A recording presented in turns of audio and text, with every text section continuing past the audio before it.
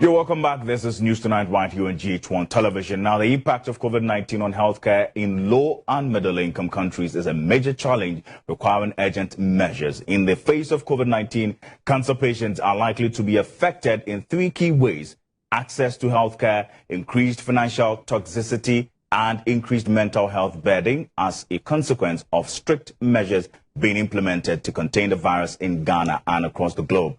But as the world marked the global event of World Cancer Day on Thursday, February 4, 2021, doctors and health organizations within the continent and beyond are piloting projects in Africa to address the challenges confronting cancer patients and how best to enhance treatment plans for cancer patients. GH1 News' EDEM FARRIE engaged some global health experts as the world marks the commemorative event. Dr. JULZ, what is cancer? Cancer is a disease that is characterized by the development of abnormal cells that divide uncontrollably and have the ability to infiltrate and destroy normal tissues. That's why you see the presentation can be so diverse. What are the common types of cancer diagnosed in Nigeria? Like for male, the common ones that we have are like prostate cancer, liver cancer, non-Hodgkin's lymphoma. Is like the lymphatic system that is affected in that case. That's for men. Colorectal cancer and pancreatic cancer. Then for women, we have cancers like breast cancer, cervical cancer, liver cancer, colorectal cancer, and non-Hodgkin's lymphoma. What are the daily habits that contribute to these types of cancer, and what should people do about it? Lifestyle things like obesity, smoking, having a poor or low fiber, diet, not exercising adequately, and sometimes some exposure to occupational hazards, like people that work in a asbestos company or exposure to some chemicals can also be part of the risk factors. Family history is also there. Okay, thank you. Now, I would like to know some of the challenges you face in creating awareness to the people. Especially in Africa, I think it would be, people would relate to most of the things that I would say, like the beliefs, we have some, and I'm somebody that have worked for several years on radio and television. So I have that firsthand, feedback from the audience. When people give feedback, they're anonymous, they can say what their fears are. We have things like people believing that it's only the disease of the Caucasians, it's for the white, people, Black people don't have cancer. And then the culture of secrecy. You see a lot of people, you ask them, did your father have this kind of diagnosis? They don't know because people don't share that information. We have this culture of secrecy that is not doing us justice at all. Then the fear of surgery. Now, the fear of surgery, we relate it to the late presentation. People have to present early. One of the great things that we are doing with this awareness is to create, the awareness of the symptoms, things that they should look out for so that they go early to detect the cancer. Because when you go early for detection, the treatment is there.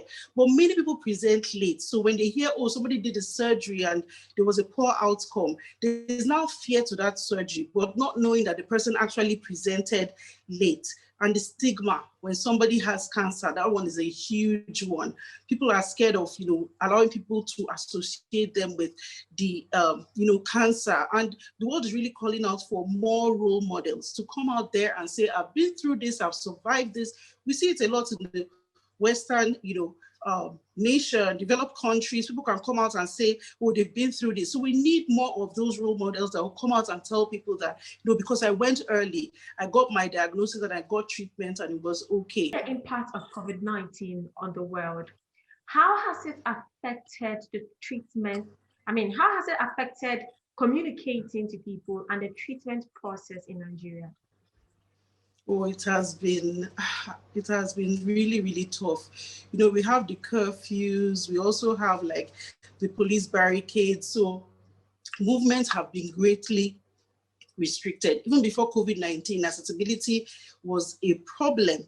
Now it is very difficult. So, you know, the thing about COVID-19 is that when somebody has a comorbidity or they have a reduced immunity, they stand a higher risk of contacting, you know, the virus. So we have to prioritize, you know, with the times. So you don't want to put the person at risk going out. So a lot of hospitals have really, you know, made that transition into telemedicine, where they are communicating with the patients and counseling them online. The Medical Women Association of Nigeria, we're going with a theme called I Am, I Will.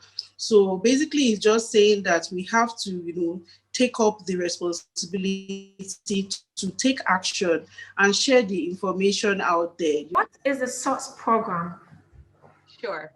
So the SOURCE program stands for Strengthening Organizations for a United Response to the Cancer Epidemic. It is an organizational strengthening program for cancer-focused nonprofit organizations, and it's focused on low and middle income countries. Kenya, for instance, right now, cancer is the #3 killer in Kenya, and Uganda has one of the highest rates of cervical cancer in the world. So those are pretty obvious choices. And I think, you know, our dream is not to stay in any one place, but you have to, you know, you always have to start small, do something well, demonstrate that it can work, and then find ways to expand it elsewhere. A lot of health systems in Africa are very well set up for dealing with infectious diseases, but not necessarily these chronic diseases that require highly trained, you know, doctors and radiologists and what have you, and a system that can support a patient for many months on end. All of those things add up to some real challenges to addressing cancer. But at the same time, I think where there's a benefit is a country like the United States. We've been dealing with cancer for a long time. We know a lot about it. And so we can understand what you're dealing with in Ghana. And we can hopefully work together to find solutions. Our future is we are trying to figure out how we can deliver some of the components of the program virtually, since we no longer have the privilege of getting together in person. But the benefit to us and to the rest of the world is that it opens up other places like Ghana to potentially participate in this program.